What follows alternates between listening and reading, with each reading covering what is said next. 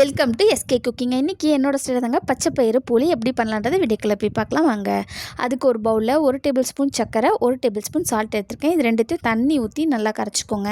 2 cup அளவு மைதா எடுத்திருக்கேங்க. அதில் வந்துட்டு 1 டேபிள் ஸ்பூன் ஃபுல்லாக நெய் விட்டுக்கோங்க. நெய் வந்து உங்கள் சாய்ஸ் தாங்க. எண்ணெய் இருந்தாலும் நீங்கள் விட்டுக்கோங்க, இல்லை பட்டர் இருந்தாலும் விட்டுக்கோங்க. நெய் டேஸ்ட்டு நல்லாயிருக்கும். அதனால் 1 டேபிள் ஸ்பூன் தாராளமாக விட்டு கொஞ்சம் கொஞ்சமாக தண்ணி விட்டு பிசைஞ்சு எடுத்துக்கோங்க. மாவு பிசைகிறப்ப பார்த்திங்கன்னா கொஞ்சம் தண்ணியாகவே பிசைஞ்சு வச்சுக்கோங்க. ஒரு 2 மணி நேரம் ஊறட்டும். இடையில நல்லா பிசைஞ்சு வச்சிங்கன்னா நல்லா மாவு வந்து மைதா மாவு சாஃப்டாக வந்துடும். போலி தட்டுறதுக்கும் ஈஸியாக இருக்கும். இப்போ ஒரு 2 தேங்காய் பத்து வந்து சில்லு எடுத்து வச்சுருக்கேன். அதை வந்து மிக்ஸி ஜாரில் போட்டு ஒரு 2 கொரப்பாக அரைச்சி வச்சுருக்கேங்க. ஒரு பேனில் ஒரு 3 டேபிள் ஸ்பூன் நெய் விட்டுருக்கேன். இந்த அரைச்ச தேங்காவை அதில் போட்டுக்கலாம். தேங்காய் வந்து அந்த நெய்லேயே நல்லா ரோஸ்ட் பண்ணிக்கோங்க. இப்போ முக்கால்வாசி நல்லா தேங்காய் ரோஸ்ட் ஆகிடுச்சு.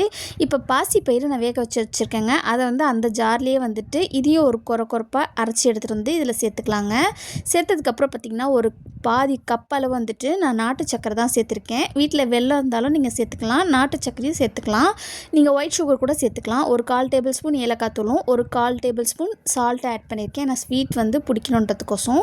அப்படியே சிம்மில் வச்சிங்கன்னா இந்த மாதிரி உருண்டை பண்ணுற அளவுக்கு நமக்கு வந்திருக்கும். இப்போ உருண்டை பண்ணி தனியாக எடுத்து வச்சுக்கோங்க.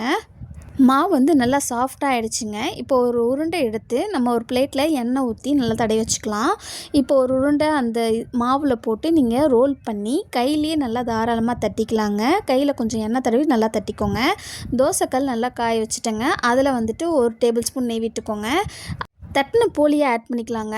அப்படியே சிம்லேயே வச்சுருங்க. ஏன்னா இது மைதா மாவுன்றதுனால கொஞ்சம் வேகணும். அதனால் சிம்மில் வச்சுக்கோங்க. உங்களுக்கு கலர் வேணால் மஞ்சத்தூள் கூட நீங்கள் ஆட் பண்ணிக்கலாம். இப்போ பாருங்க நல்லா வெந்துருச்சு. இப்போ பிச்சு எடுத்து பார்த்திங்கன்னா நம்மளோட ஸ்டைலில் போலி சூப்பராக ரெடியாக இருக்குங்க. இந்த வீடியோ பிடிச்சுன்னா லைக் பண்ணுங்கள், ஷேர் பண்ணுங்கள், கமெண்ட் பண்ணுங்கள், சப்ஸ்கிரைப் பண்ணுங்கள். பாய்.